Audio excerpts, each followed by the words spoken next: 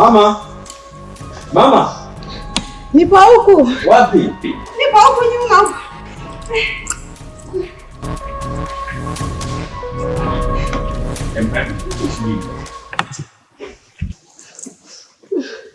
Niambie.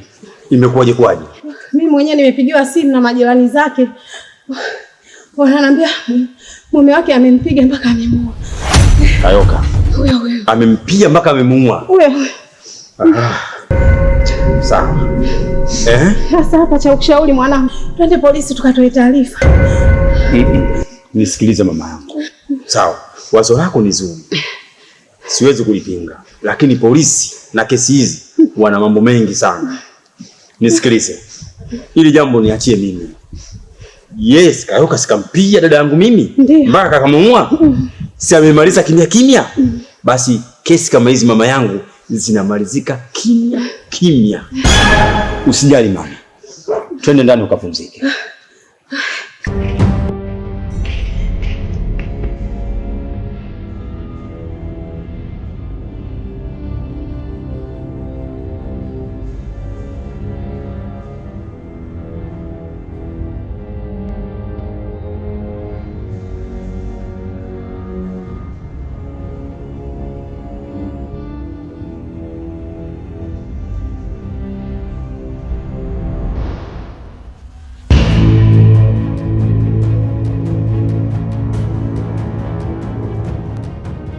Sasa mimi kuna jambo moja nataka tusaidiane kidogo.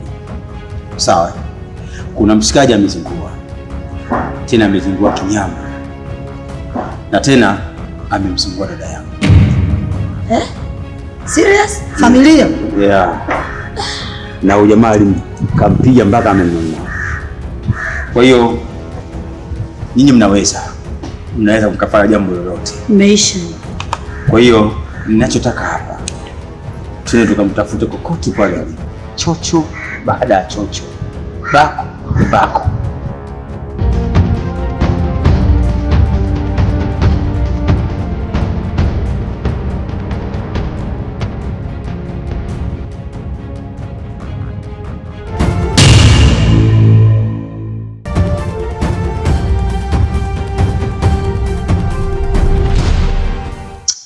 Hivi unaweza ukaniambia ni kitu gani hasa kilichokupelekea mpaka ukampiga dada yangu na kumuua?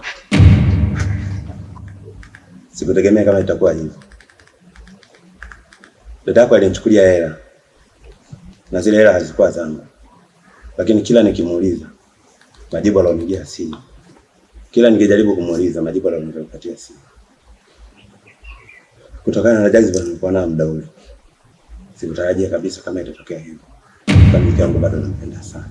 Nampenda sana. Sawa. Mimi nimekuelewa. Ila kwa upande wa pili sikukuelewa kabisa. Kwa hiyo nataka kuniambia wewe hizo pesa zako ambazo umezichukuliwa unaweza ukafananisha na uhai wa mtu? Kwa hiyo upo tayari kuitoa nafsi ya mtu kwa sababu ya pesa? Si ndio?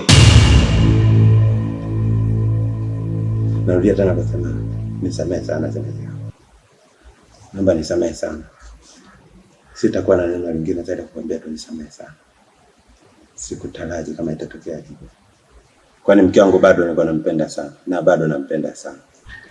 Mimi nimekuelewa, kweli unampenda. Na unampenda sana. Basi hacha mimi leo pia nikuue.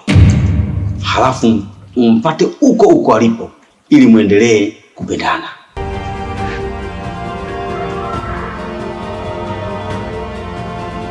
Shida. Maliza.